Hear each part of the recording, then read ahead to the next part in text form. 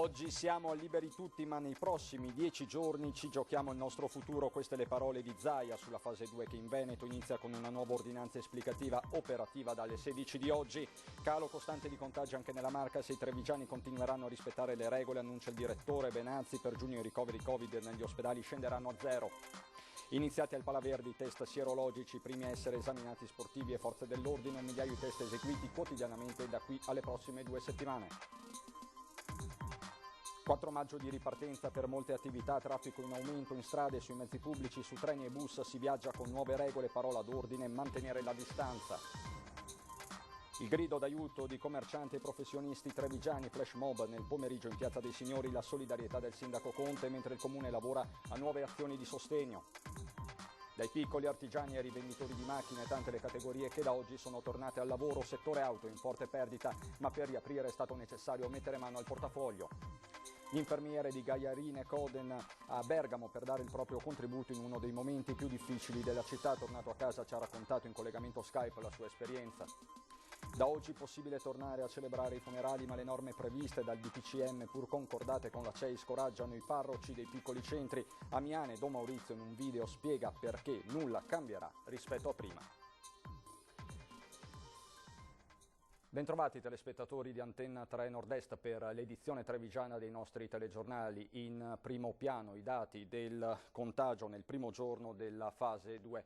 Dati incoraggianti e confortanti, solo 5 i nuovi contagi da coronavirus in tutto il territorio veneto dalle 8 di stamane alle 17. 8 però i decessi, nessuno di questi, va detto, nella Marca, dove si è registrato peraltro un solo contagio. A livello generale regionale 101 i posti letto occupati in terapia intensiva, calano i ricoveri anche in area non critica. E c'è il nostro sondaggio che già abbiamo lanciato nelle precedenti edizioni. Fase 2, temete l'aumento del contagio? Vedete in sovraimpressione i numeri per partecipare al sondaggio: 0422 1626 691 i sì, 0422 1626 609 se no, non temete l'aumento del contagio. Lo squillo è gratuito e se sentite occupato non preoccupatevi, il vostro voto viene assolutamente conteggiato. Stasera in diretta, in prima serata a Ring, in studio con Nicola Zanetti, i risultati di questo sondaggio. Oggi siamo un po' a liberi tutti, ma nei prossimi 10 giorni ci giochiamo il nostro futuro. Queste le parole usate oggi dal governatore Zaia sulla fase 2 che in Veneto inizia con una nuova ordinanza esplicativa che è entrata in vigore alle 4 di oggi pomeriggio. In questa settimana, 10 giorni, ci giochiamo il futuro. Nel senso che voglio ricordare che se avessimo, grazie Carlo, se avessimo una recrudescenza importante di reinfezione, quindi di casi positivi, ma meglio ancora di aumento di ricoveri e terapie intensive, capite che non possiamo che ricorrere a misure restrittive, perché non possiamo ripensare di avere un contagio totale. In 10 giorni si capirà il futuro del Veneto e dei veneti. Alle prese con la fase 2, la curva epidemiologica, c'è da credere, non perdonerà eventuali passi falsi. Zaia parla di un banco di prove importante davanti a quello che nei fatti è un liberi tutti. Oggi le motivazioni per uscire di casa sono tante e talmente variegate che chiunque può uscire di casa. Quindi vuol dire che di fatto veramente è liberi tutti. Liberi tutti che però ha regole ben precise, su tutto è l'obbligo di mascherina per chi esce di casa, con la Regione impegnata ad attuare il piano di biosorveglianza per isolare eventuali focolai. Nel piano di biosorveglianza, che è molto complesso e che ci ha qualificato fin dai primi giorni del 21 febbraio, noi monitoriamo anche la presenza del minimo focolaio. Noi abbiamo la mappa del Veneto proprio in maniera digitale e vediamo i puntini. Mappa digitale in costante aggiornamento e che è altra cosa, va detto dall'app Immuni. Insomma, il monitoraggio prosegue, così come la politica di graduale allentamento, con le specifiche della nuova ordinanza diramata nel pomeriggio che riguarda la sanificazione delle mense e lo sport, con apertura al motociclismo e al tiro a segno, per esempio. Sono ammessi gli acquisti fuori dal comune di residenza e gli spostamenti nello stesso mezzo con i conviventi, magari per la visita ai congiunti. Tassativo l'uso della mascherina a eccezione dell'attività sportiva individuale. L'obbligo è chiaro ma non giustifica la giungla, come nel caso del 65enne picchiato a Venezia dopo aver rimproverato un uomo che era in giro senza mascherina e finito per questo al pronto soccorso. Questo signore vede delle persone, invita una di queste persone a indossare la mascherina e l'ha legnato. È andato al pronto soccorso, aveva roba di un'ora fa. Capite? Non può funzionare così. Dobbiamo essere comunità. Anzi, io sarei tentato di dire, se vedete qualcuno senza mascherina, magari in maniera cortese fate il segno, però capisco che se la risposta è che prendi le legnate, vuol dire che qualcosa non funziona. Inevitabile poi il riferimento ai sondaggi nazionali che danno il governatore guadagnare punti nel gradimento dei cittadini. Insomma, uno Zaia futuro premier. Sogno o realtà, chiede una giornalista. È un incubo, che è una roba diversa. Dal Palaverde, dove è iniziato oggi il maxi screening anti-Covid, il direttore generale dell'ULSS 2 Benazzi, stando al costante calo dei contagi, ha annunciato un inizio giugno con 0 ricoveri negli ospedali. Per giugno negli ospedali della Marca i ricoveri di pazienti Covid potrebbero finalmente azzerarsi.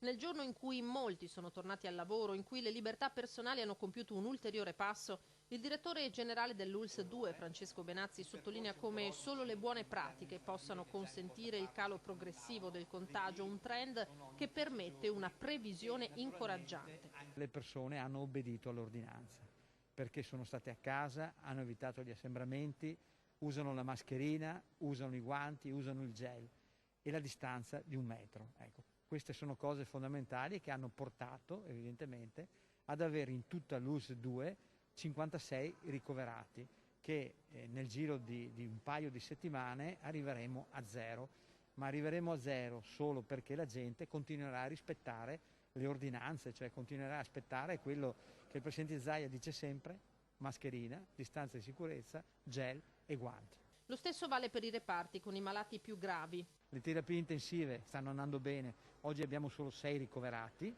che anche qui gradualmente riusciremo anche qua ad azzerare, mantenendo però ovviamente la struttura in piedi. Al via anche il progressivo ritorno alla normalità degli ospedali, così come si sta procedendo al secondo giro di tamponi agli ospiti delle case di riposo. Abbiamo molto ridotto, oggi sono solo 3 i positivi. Fenzi di Conegliano tra i casi più problematici di queste settimane, RSA tra le prime strutture da salvaguardare anche nei mesi a venire. Quindi anche quando ci sarà in futuro qualche inserimento, bisogna fare il doppio tampone per essere certi che la persona può entrare scevra, libera da infezione. In un Palaverde trasformato in un mega laboratorio analisi, il direttore conclude ricordando che a oggi nella provincia di Treviso sono stati eseguiti ben 35.000 tamponi. Siamo partiti con una incidenza elevata, di percentuale elevata di positivi, intorno al 14-15%. Oggi siamo sotto il 5%. Ecco, quindi vuol dire che l'infezione si sta scemando, vuol dire che ci sono meno contatti di positivi, però vuol dire anche che questo è successo grazie al comportamento positivo e corretto di tutti. Continuiamo a farlo. Palaverde quindi trasformato in un maxi ambulatorio da 100 test all'ora. Possiamo qui testare 1000 persone al giorno con questi test sierologici rapidi, avere quindi un quadro immunologico della circolazione virale nella nostra popolazione in alcune categorie particolari che sono rimaste esposte in questo periodo. I primi a sottoporsi al test sono stati gli uomini e le donne dell'Arma dei Carabinieri, dopo che nella mattinata il rodaggio della struttura aveva sottoposto gli atleti della Benetton Rugby allo screening sierologico. Oltre una cinquantina di operatori del Dipartimento della Prevenzione dell'ULSS 2, della Croce Rossa e della Protezione Civile trevigiana sono stati impegnati proprio alla gestione di queste 10 postazioni per fare lo screening. A gruppi di 100 all'ora, quindi 100 persone ogni ora, che parcheggeranno singolarmente, che arriveranno con distanziamento rispettato, che verranno gestite con questi test in maniera del tutto adeguata dal punto di vista appunto dell'isolamento, del distanziamento sociale. Porteremo avanti questa operazione complessa che coinvolgerà complessivamente 12-13 mila persone. Poche gocce di sangue per capire se c'è stato contatto con il virus e se sì, il passo successivo è il tampone e se occorre l'isolamento della persona. Isoliamo queste persone positive al virus, loro e i loro conviventi familiari e contatti stretti, e li teniamo isolati appunto per quei 21 giorni necessari alla chiarificazione virale, alla scomparsa del virus, che verificheremo con 2 nuovi tamponi per poi liberare definitivamente la persona. Se, come penso, i numeri saranno molto contenuti, vuol dire che abbiamo una popolazione, diciamo, è vero, rimane ancora esposta, quindi massimo rigore nei prossimi giorni, però stiamo andando verso una fase di maggiore sicurezza. E sono già stati diffusi i primi risultati dei test sierologici al Palaverde sui 100 tra atleti e altre persone del mondo del Benetton Rugby. Sono risultati tutti negativi al coronavirus, un buon auspicio in vista delle decine di migliaia di persone che verranno testate nei prossimi giorni. Le città sono ritornate a ripopolarsi, noi siamo andati a Treviso per verificare la situazione del traffico. E questo forse è il segnale più evidente della lenta riapertura delle nostre comunità. Il PUT attorno a Treviso è nuovamente trafficato, anche se rispetto al passato a contorno dell'immagine c'è l'immancabile mascherina. Si vede più traffico in giro, c'è un po' di movimento, però il lavoro comunque stenta. Il punto di vista del tassista, sempre in strada, con le imprese che continuano seppur a fatica a riaprire e la gente che torna ad utilizzare il trasporto pubblico con le nuove regole e soprattutto i distanziamenti. Gli autobus pensavo che erano pieni, invece non va bene, dai, c'erano 2 o 3 persone, sì. Però c'è bollini? Sì, si siede alternativamente. Un'entrata si entra da di qua e si esce dalla porta di mezzo, bisogna abituarsi. Non c'è niente da fare, altro non si può. Come stanno rispondendo i cittadini? Beh, vedo che c'è già un più afflusso rispetto agli altri giorni e anche la gente è già organizzata. Poi c'è chi è tornato a prendere il treno. Come ci si sente a salire in un treno ai tempi del coronavirus? Un po' in disagio. Buongiorno, avete preso il treno? Sì. Com'è andata? Molto bene. È vuoto, quindi Venezia c'è la bolgia di gente, centellinano chi entra, alla fine non so. Sì, noi devo dire è andato tutto liscio.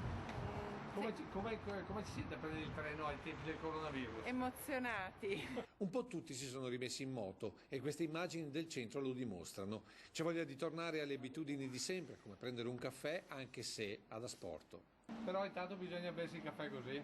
Sì, speriamo che fra la settimana che viene aprono anche i parrucchieri. Bisogna ancora stargli un po' dietro a certe persone, però in linea di massima sono tutti bravi e diligenti, dai. Guanti, mascherina tutti quanti, metro di distanza e uno alla volta. È un po' strano perché dopo 2 mesi di chiusura non sei un po' in dubbio su come si fa un caffè, non si fa un caffè. E se sono ben visibili i segni quotidiani del contagio, con code un po' dappertutto in Piazza dei Signori, si cerca la normalità, reincontrando gli amici di sempre. Mi ha detto che non si può dire più di 7 o 8 parole. La televisione, ti metti viva voce. Insomma, non si rinuncia ai ciacco in Piazza dei Signori, neanche in tempi di coronavirus. No, mai. Anche che si sonni. Ed è proprio vero. Anche al tempo del contagio potete togliere tutto ai trevigiani, ma non la ciaccola in piazza.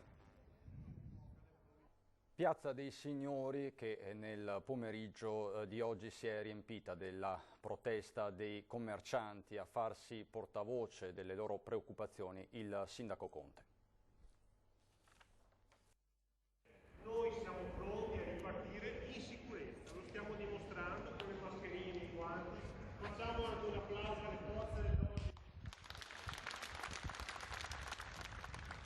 Una protesta pacifica, tanto pacifica che alla fine, su richiesta del sindaco, è partito anche un applauso alle forze dell'ordine. Questo è il flash mob organizzato dai commercianti del capoluogo, anticipato nella giornata di domenica dall'abbraccio, ovviamente a distanza, di tanti cittadini. Il copione si è replicato nel pomeriggio, un grido d'allarme che dal salotto buono della città vuole arrivare nei palazzi della politica a farsi portavoce della protesta lo stesso primo cittadino. A 55 giorni dall'inizio di questa crisi sanitaria, ad oggi non sono ancora arrivati quelle risposte che lo Stato doveva dare, quindi nessuna volontà di far polemica politica, ma semplicemente il desiderio e la volontà di chiedere risposte certe in tempi certi. Risorse e tempi certi che lo stesso Conte aveva chiesto anche per le casse comunali, perché una cosa appare sempre più chiara: le istituzioni locali di fronte a un'emergenza planetaria possono fare ben poco. L'amministrazione, come ho già ripetuto, farà il massimo, però il supporto e l'alleggerimento fiscale che le amministrazioni comunali possono dare è poco più di una pacca sulla spalla. Qui serve che il governo si faccia carico di quanto è stato tolto a tutti questi professionisti e a tutta la nostra comunità. E non ci sono solo i negozianti, a preoccupare sono le sorti degli operatori dello spettacolo, dalle discoteche ai cinema. Lo spettacolo, le discoteche sarà uno di quei mondi che tra l'altro non saprà nemmeno quando e come potrà ricominciare, quindi mentre a qualcuno è stata spostata l'inizio dell'attività al 18 di maggio piuttosto che al 1 di giugno, ci sono persone che vedono il loro futuro appese a un filo, senza certezze e senza prospettive. E oggi sono ripartiti manifatturiero, costruzioni, ma anche piccole e medie imprese artigiane e concessionarie d'auto, una realtà quest'ultima con un indotto corposo nella Marca. Noi nel nostro piccolo abbiamo speso 20.000 euro prima di partire. Sono le più varie le categorie che hanno finalmente potuto ripartire dopo quasi 2 mesi di stop. Farlo, come spiega questo rivenditore d'auto di Villorba, non è stato indolore. Abbiamo acquistato dei sanificatori per le vetture, per far provare le macchine chiaramente ai clienti soprattutto, e poi per la consegna e per la riconsegna in officina. Abbiamo dovuto comprare dei termometri per misurare la temperatura delle persone che entrano, e abbiamo fatto le colonnine di sanificazione delle persone che entrano con guanti, gel e igienizzante. Spese che vanno ad aggiungersi alle perdite ingenti di singole attività e in generale di un settore gravemente penalizzato dall'emergenza sanitaria, con ripercussioni pesanti anche sulla rete dell'indotto, che nel trevigiano non è affatto trascurabile. Il mercato parla di un 95% meno, quindi un mercato bassissimo, un mercato che metterà in crisi moltissimi di noi, del nostro settore, di noi, dei nostri colleghi sicuramente. Cercheremo di farcela, non sarà facile, bisogna vedere come reagisce poi il cliente e come avrà la possibilità di andare a acquistare auto. Lei ha chiesto i 600 euro come partita IVA? No, io non ho chiesto i 600 euro di partita IVA perché ho ritenuto che magari ci fosse qualcuno che aveva più bisogno di me. E da oggi è possibile tornare a celebrare anche i funerali, ma le norme previste dal DPCM, pur concordate con la CEI, scoraggiano i parroci, soprattutto dei piccoli centri come a Miane. Possono accedere a funerali 15 persone. Se sono 20, chi mando via? Celebrazione dei funerali autorizzata da oggi, secondo il DPCM del governo, ma Don Maurizio Dassier, parroco di Miane, Campea e Premaor, affida il suo no grazie a un video. Impossibile, dice, in una realtà come questa attenersi alle prescrizioni, e non solo relativamente al numero chiuso di partecipanti alle esequie. Ci deve essere un responsabile parrocchiale del Covid-16. Terzo, devo misurare la febbre all'entrata della chiesa, con quella far là. No. Quarto, dopo la celebrazione eventuale, la chiesa deve essere sanificata. Voi capite che qui è impossibile rispettare queste regole e queste norme che ci sono state date e dal decreto del Presidente del Consiglio e anche dalla Conferenza Episcopale Italiana. Per questo Don Maurizio, pur senza far polemica, annuncia che a maggio a Miane resterà tutto come in pieno lockdown e che ci si dovrà impegnare a coltivare la fede rinunciando alla comunità. Costruire in famiglia, con la piccola chiesa domestica. E c'è un'informazione di maggiore dettaglio riguardante i test effettuati alla Pala Verde oggi. Di 101 test, 99 sono subito risultati negativi, 2 invece positivi, che però poi si sono negativizzati all'approfondimento con tampone. Questo per dovere di cronaca e di chiarezza. Adesso per noi c'è un breve momento di pubblicità. A dopo.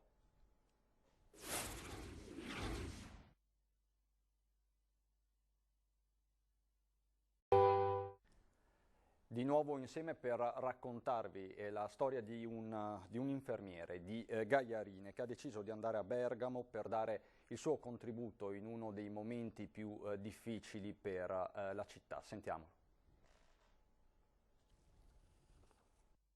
Ha scelto di andare a Bergamo, una delle città colpite dal Covid-19, per dare il proprio contributo. Lui è Ivan, un infermiere che abita a Gaiarine. Quando è scoppiata l'emergenza sanitaria, gli interventi nella casa di cura a Pordenone dove lavorava erano stati sospesi e lui messo in ferie. Così ha risposto alla Croce Rossa che cercava personale sanitario e si è offerto di andare a Bergamo. La situazione che ha trovato, ci racconta, era davvero al limite. Ho trovato una situazione abbastanza tragica, perché comunque l'ospedale in quei giorni era veramente a rischio tracollo, okay? Il sistema stava veramente cedendo, però nonostante tutto questo ho trovato comunque una realtà dove nessuno aveva voglia di mollare, dove nessuno ha mollato e tutti si impegnavano al massimo per poter dare il massimo in quei momenti là. A Bergamo è rimasto 2 settimane e mezzo, turni stressanti dal punto di vista fisico e psicologico. Durante i turni tutte le forze mentali, psicologiche che avevamo le dedicavamo alle persone che assistavamo, quindi finito il turno così, io personalmente mi mettevo in camera, mi chiudevo in camera e cercavo di riflettere su quello che avevo fatto, su quello che avevo visto, sulle emozioni che avevo provato. Paura sicuramente ci confida, soprattutto quando vedevamo soffrire dei pazienti. Si ha la paura quando si vedono i pazienti con fame d'aria, che non respirano, li vedi proprio che si spengono da dentro e questo sì è una cosa che fa molta paura. Alla domanda che cosa gli rimane di questa esperienza, la risposta è semplice. Dopo questa esperienza si cambia, nel senso che un pezzo di cuore si lascia a Bergamo, cioè un pezzo di cuore l'ho lasciato a Bergamo, perché comunque quello che ho passato in quelle 2 settimane e mezza per me è stata un'iniezione di vita, nel senso che comunque si vede il vero valore della vita. Adesso andiamo a Belluno.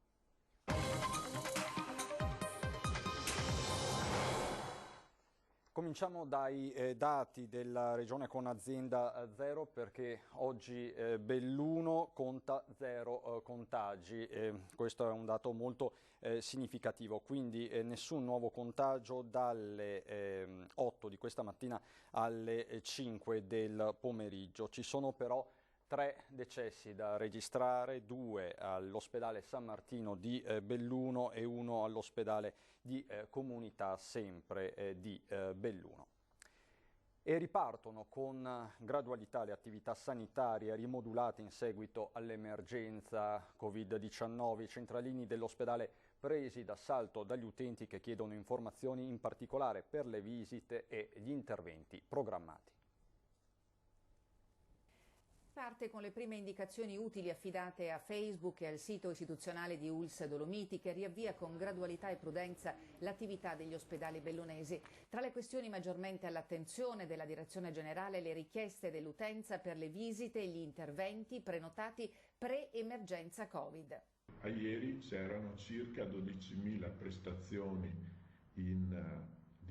prenotate in questo periodo, e quindi è in corso una imponente attività di riprogrammazione, e quindi come purtroppo è già stata ampiamente esercitata in queste settimane, sarà necessario anche in questo caso continuare ad avere anche pazienza. Tutte le disposizioni attuali sono volte a tutelare la salute collettiva del personale sanitario e dei pazienti e quindi l'accesso agli ospedali, consentito solo previo appuntamento, sarà presidiato per garantire il rispetto delle norme. Mascherine, guanti, gel disinfettante e distanziamento fisico sono il mantra della ripresa. Fino a nuove disposizioni è consentito l'accesso senza appuntamento ai punti prelievo. I pronto soccorso dell'ULSS Dolomiti mantengono i percorsi differenziati per sospetti Covid e accessi per altre patologie.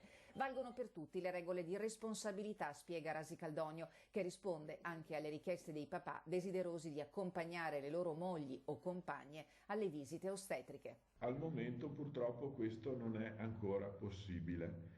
E proprio perché è necessario limitare al massimo gli accessi agli ospedali, anche per garantire il distanziamento sociale nelle sale di attesa.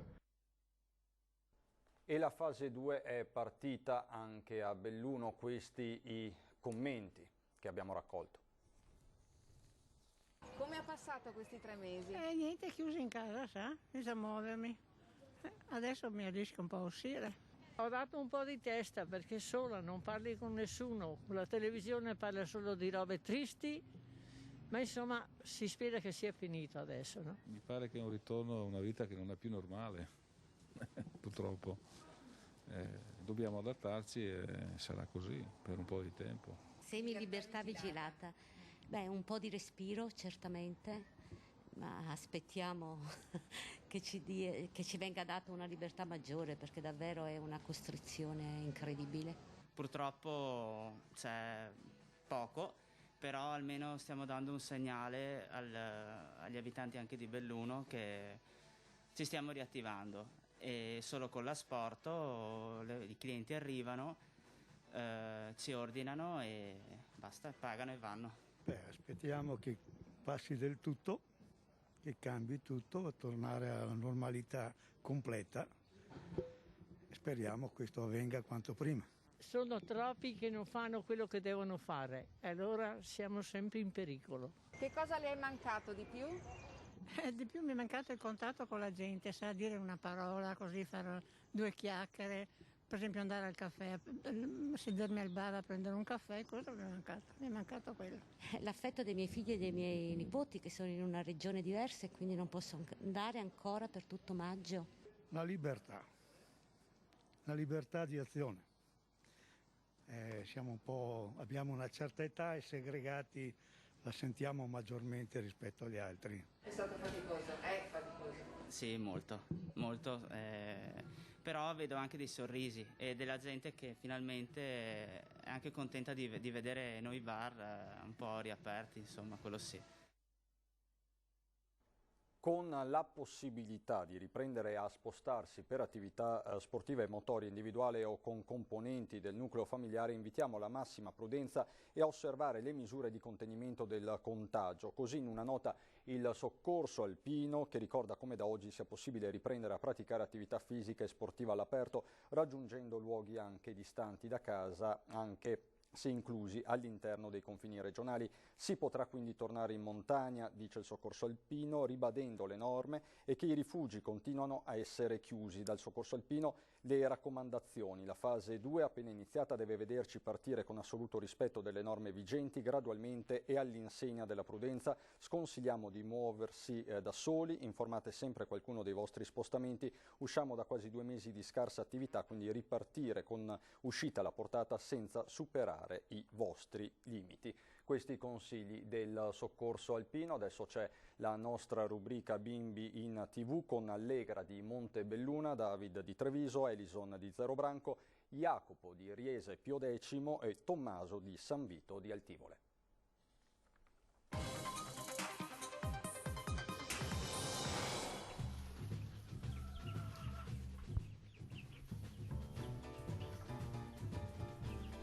Brava Allegra. Brava. La bella banderina della vai fazzoletti per i poveri della città. Fai un fatto, fai un mulato, fa la giravotta, fa la mulata,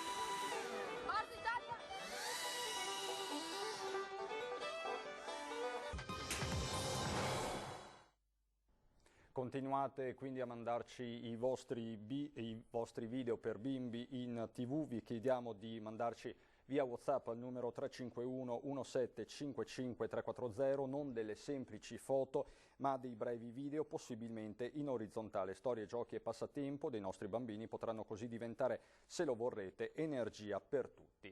Questa sera in prima serata a Ring, Monsignor Michele Tomasi, Vescovo di Treviso, Giampaolo Bottaccin, Assessore alla Protezione Civile della Regione del Veneto, Stefano Fracasso, Capogruppo del Partito Democratico in Regione Veneto, Luca De Carlo, Deputato di Fratelli d'Italia e Coordinatore regionale, Nicola Finco, Capogruppo della Lega in Consiglio regionale, Erika Baldin, Consigliere regionale del Movimento 5 Stelle e Matteo Tinti, che porterà la sua testimonianza di commerciante. Durante Ring sarà anche dato il risultato del sondaggio che state vedendo in sovrimpressione. È tutto anche per questa sera, adesso ci sono le previsioni del tempo, grazie per l'attenzione e buon proseguimento.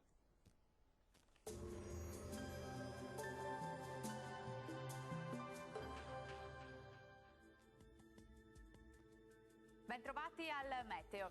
Fase 2 ancora con un regime di alta pressione, ciò si traduce in tempo sempre in prevalenza stabile e clima primaverile. Il dettaglio di martedì 5 maggio.